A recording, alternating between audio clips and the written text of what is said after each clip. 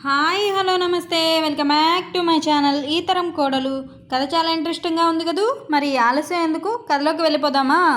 మా అమ్మ భోజనం తరువాత సవరణలు చేస్తుంటే నేను ఒక పుస్తకం తీసి కొంతసేపు చదువుతుండగా నిద్రచాడ్యము నన్ను చేరకదరా అన్నట్టు నిద్రాదేవి నన్ను వరించింది. 1 గంటో అరగంటో నిద్రపోయి ఉంటాను. మా హెడ్ మాస్టర్ గారు వస్తారేమోనని ఉలిక్కిపడి లేచాను. వారింకా రాలేదని తెలుసుకొని ముఖ ప్రక్షాళనము చేసుకుని మళ్ళీ నా చదువులో పడ్డాను. మళ్ళీ కొంతసేపు గ్రంథపఠనం సాగించాను. మా అమ్మ నాకు పలహారం ఏదో చేసి తీసుకువచ్చింది. అది నేను ముగించే లోపున నా పలహారం పళ్ళెం లోపల పెట్టేసి చేతులు కడుక్కొని యువతలకు వచ్చేసరికి వారు వచ్చి అక్కడ బల్ల మీద సుఖసీనులయ్యారు. నేను వచ్చి నమస్కారం చేయగానే వారు నవ్వుతూ ఏమోయ్ పార్వతీశం అంటూ లేవబోయారు. ఆయనతోటి కూడా వచ్చిన 4 విద్యార్థులు నిలబడే ఉన్నారు. మాస్టారు గారు దయచేయండి. మీరు లేవడమేమిటి? నేను మీ శిష్యుడినన్నమాట అప్పుడే మర్చిపోయారు. నేను ఎన్ని దేశాలు తిరిగినా ఎంత చదువు చదివినా మీరు నాకు ప్రథమ గురువు అని, మీ క్రమశిక్షణ కరశిక్ష బెత్తం శిక్షతోటే నేను పైకి వచ్చానన్న సంగతే నేనెప్పుడూ విస్మరించనండి అంటుంటే ఆయన మళ్ళీ కూర్చొని హరిని ఇల్లు బంగారంగాను నువ్వు ఏమీ మర్చిపోలేదన్నమాట. ఆఖరికి నా చేతి విసురు బెత్తం చురుకు ఇంకా నిన్ను వేధిస్తూనే ఉన్నాయన్నమాట. ఎంత పని జరిగింది. అయినా పర్వాలేదులే. దండం దశగుణం భవేత్ అనే పెద్దల వాక్యం నీలో నిజమైంది. చాలా సంతోషం. తరువాత సభాముఖాన క్షమాపణ చెప్పుకుంటాను అన్నారు నవ్వుతూ. అంత మాట మీరనడం ధర్మం కాదు మాస్టారు గారు. అది నాకు శాపంగా పరిణమించవచ్చు. ఆ పని మటుకు చేయకండి అన్నాను. వారు సంతోషపూర్వకంగా నన్ను దగ్గరకు తీసుకొని నా వీపు తట్టి పక్కనే కూర్చోబెట్టుకొని ఒక మాట 2 చేతులతోటి ఆలింగనం చేసుకున్నారు. ఆయన శరీరం కొంచెం కంపించినట్లు, హృదయస్పందన ఎక్కువైనట్లు అనిపించింది నాకు ఒళ్ళు పులకరించింది. గురుదేవుల ప్రేమ కూడా నాకు పితృవాత్సల్యం లాంటిదే అనుకున్నాను.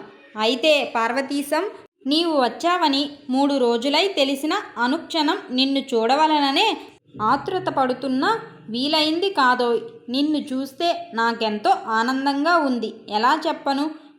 ఆనాడు నీవెవ్వరితో చెప్పకుండా దేశాంతరం వెళ్ళావని విని అందరూ ఎంత బాధపడ్డా నేను మటుకు చాలా సంతోషించాను.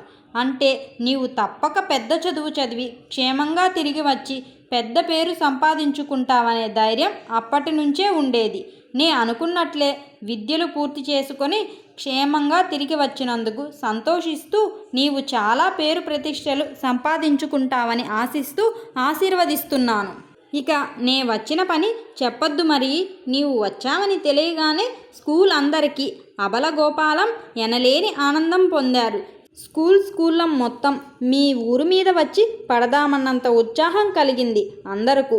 నేనే వాళ్ళ ఉత్సాహాన్ని తాత్కాలికంగా చల్లారపరిచి దానిని క్రమబద్ధం చేయవలనని సంకల్పించి మేమింతమంది మీ ఇంటి మీద దాడి చేయడం కంటే విద్యార్థులు ఉపాధ్యాయులు అందరి తరపున నిన్ను అక్కడకు ఆహ్వానించి గౌరవించి అక్కడ అనగా ఆ దేశపు విశేషాలన్నీ నీ ముఖత నిండు సభలో వింటే బాగుంటుందని అందరి ఉపాధ్యాయులతో చెప్పగా వారు చాలా సంతోషించి నాతో ఏకీభవించి ఈ ఏర్పాట్లు చేశారు. అందుకని ఎల్లుండి సాయంకాలము మన హై స్కూల్ ఆవరణలో సభ ఏర్పాటు చేశాము.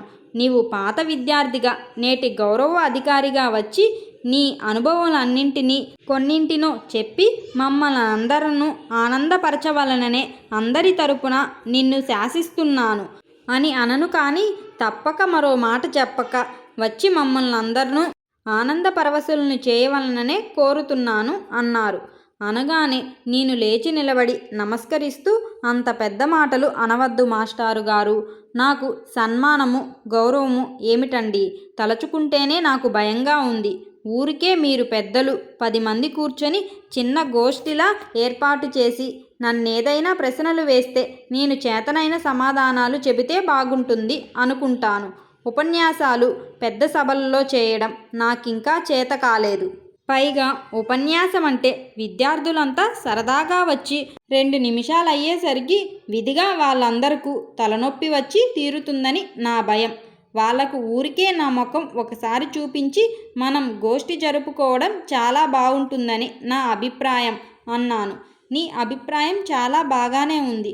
కానీ అన్ని ఏర్పాట్లు చేసుకున్నాం గనుక ముందు ఈ సభ ముగించి తరువాత ఉపాధ్యాయులతో ప్రత్యేకించి గోష్ఠి ఏర్పాటు చేస్తాను.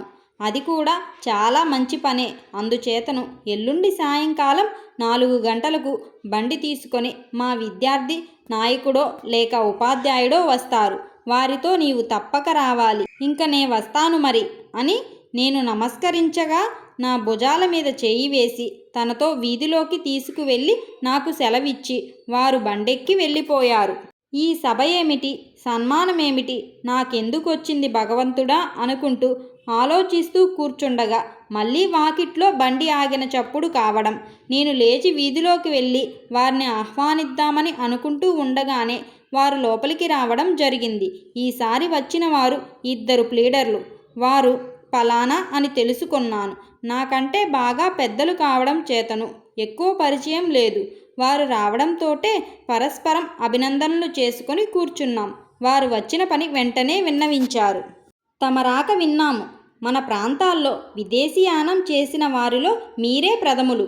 విదేశాల్లో విద్య నేర్చి ఎంఏ బారెట్ల అయి వచ్చిన వారిలో మీరే ప్రథములు అయి ఉండడం, మీరు మాకు అన్ని విధాలా సన్నిహితులు కావడం మాకు గర్వకారణం. ఆవలెల్లుండి మా నర్సాపురం బారు అసోసియేషన్ తరపున మీరొకసారి దయచేసి మమ్మలను గౌరవించి మీ విదేశ అనుభవాలను కొన్ని మాకు తెలియపరచవలనని సభ ఏర్పాటు చేసుకొని మిమ్మల్ని స్వయంగా కోరడానికి వచ్చినాము. మా మనసబు గారు కూడా స్వయంగా దర్శనానికి రావాలనుకున్నారు. కానీ వారినంత శ్రమ పడవలదని మేము మీతో మనవి చేసి మిమ్మల్ని తప్పక తీసుకువస్తామని చెప్పి మేము వచ్చాము. నాటి సభకు వారే అధ్యక్షత వహిస్తారు. తమరు తప్పక దయచేస్తారు కదా. ఆ సాయంకాలం మాలో ఎవరో ఒకరు బండి తీసుకువచ్చి మిమ్మల్ని తీసుకువెడతాం అన్నారు. అబ్బబ్బే మీకంతా అని నేనేదో అనబోతుంటే వారు లేచి నిలబడి నా మాట పూర్తి కానివ్వక తమరు మరో మాట ఏమీ చెప్పక మా ప్రార్థన మన్నించాలి, తప్పదు, సెలవు అని గబగబా వెళ్ళిపోయారు. ఆ రోజు సాయంకాలం నర్సాపురంలో ఈ యజ్ఞం ఒకటి తప్పదు కదా అని మధ్యాహ్నం 3 గంటలకే లేచి స్నానం గీనం చేసి మామూలుగా పంచె కట్టుకొని ఒక లాల్చీ వేసుకొని పైన కండువా కూడా వేసుకోవడానికి అమర్చి సిద్ధం చేసుకున్నాను. మా స్కూల్ నుంచి విద్యార్థులు ఉపాధ్యాయులు వస్తారనుకుంటూ 4:15 నేను వారి రాకకు నిరీక్షిస్తూ తయారై కూర్చున్నాను. వారు సరిగ్గా 4కి వస్తామన్నారు. గడియారం 4 కొట్టింది. 4:30 కూడా దాటింది. నేనేమైనా పొరపాటు పడ్డానా లేక వాళ్ళు తేదీ ఏమైనా మార్చుకున్నారా అని అనుకుంటూ అయినా బండి ఏదైనా వస్తుందేమో చూద్దామని వీధి గుమ్మంలోకి వచ్చేసరికి బండి కూడా ఆ క్షణంలోనే గుమ్మం దగ్గర ఆగింది. బండిలోంచి ఒక విద్యార్థి ఒక ఉపాధ్యాయుడు దిగారు. మందహాసం చేస్తూ నాకు నమస్కరిస్తూ, మన్నించాలి పార్వతీశం గారు, చాలా ఆలస్యమైంది. తమరు అక్కడకు దయచేసిన తరువాతను ఆలస్యము కాకూడదని ఎంత తొందరపడ్డా సర్దుబాట్లన్నీ అయ్యేసరికి ఈ వేళ అయింది. ఇంకను తమరు డ్రెస్ వేసుకుంటే వెంటనే వెళ్ళిపోదాం అన్నాడు వచ్చిన ఉపాధ్యాయుడు. నా ఆలస్యం ఏమీ లేదు.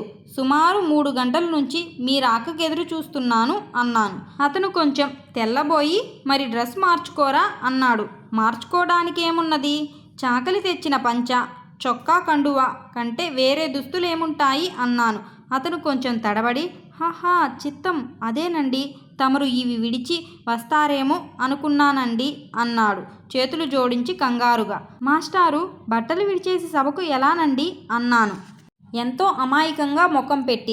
ఆయన ఉక్కిరి బిక్కిరై చిత్తం చిత్తం అదేనండి అనగా అంతేనండి, తమరు బట్టలు కట్టుకుంటారని అనుకోలేదండి అనగా ఎప్పుడు అదేదో సూటు హేటు వగైరోతో కానీ పైకి రారనుకున్నానండి అన్నాడు ఎంతో భయంతో.